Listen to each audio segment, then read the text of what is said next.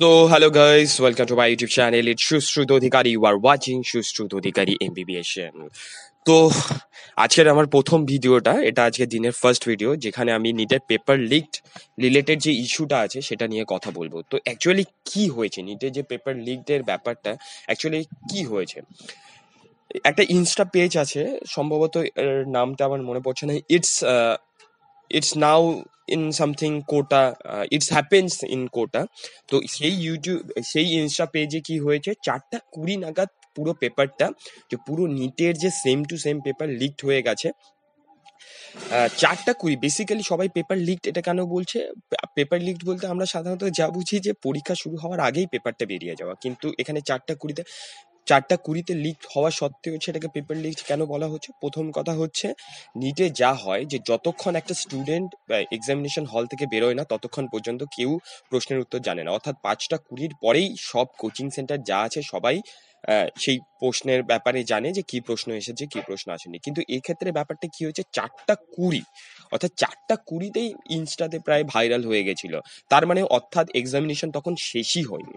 কি হয়েছে, রাজস্থানের একটা সেন্টারে কিছু ছাত্র মানে পরীক্ষা, মানে অল্প কিছু পরীক্ষা দিয়ে, কিছুক্ষণ পরীক্ষা দিয়েই বেরিয়ে যায় এবং পেপার সহ বেরিয়ে যায়। স্বাভাবিকভাবে প্রশ্ন তো সবাই নিয়ে আসবে, সে পেপার সহ বেরিয়ে যাওয়ার দরুন এই ঘটনাটা ঘটেছে। কিন্তু এনটিএ এর তরফ থেকে যেটা বলা হয়েছে, এনটিএ যেটা বলেছে যে তারা আর কি তাদের ক্ষেত্রে, এনটিএ এর ক্ষেত্রে যে ব্যাপারটা ওরা বলেছে, রেকটিফাই করেছে যে শুধুমাত্র যেসব সেন্টারগুলোতে এই ঘটনা ঘটেছে, যে সেন্টারটিতে পার্টিকুলার ওই সেন্টারে পরীক্ষা নেবে। কারণ স্বাভাবিকভাবে প্র্যাকটিক্যালি প্রত্যেকটা সেন্টারে পরীক্ষা আর নেওয়া সম্ভব নয়। সাধারণত কোশ্চেন পেপার লিকড হলে যা হয়, পুরো পরীক্ষাটাই বাতিল হয়ে যায়, কিন্তু এই ক্ষেত্রে এটা হওয়ার সম্ভাবনা খুব কম। তোরা যারা খুব টেনশনে আছিস পেপার লিক রিলেটেড ইস্যুতে, তো টেনশনে কিছু নাই, ভালো করে সারা বছর পরিশ্রম করে তোরা পরীক্ষা দিয়েছে, তো ডোন্ট ওয়ারি, কোনো চাপ নিস না, জাস্ট চিল মার এই কয়দিন। আর কোনো নিট পরীক্ষা হচ্ছে না, এতটুকু আমি তোকে অ্যাসিওর করে দিচ্ছি। কিন্তু যে সেন্টারে এই ঘটনাটি ঘটেছে সেই সেন্টারে ডেফিনেটলি আরেকবার রিকন্ডাক্ট করানো হবে এক্সামিনেশন। তো সেটা নিয়ে আর চাপ খাওয়ার কিছুই নয়।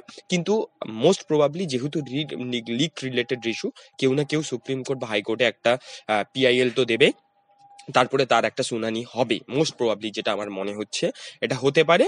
এবং তারপরে হাইকোর্ট একটা নিশ্চয়ই রায় দেবে। কিন্তু আমার যতদূর সম্ভাবনা, ইন্ডিয়ার যতটা আমি দেখেছি, যতটা আমার ধারণা আছে, পুরো এক্সামিনেশন রিকন্ডাক্ট হবে না, আর এটা পসিবল নয়।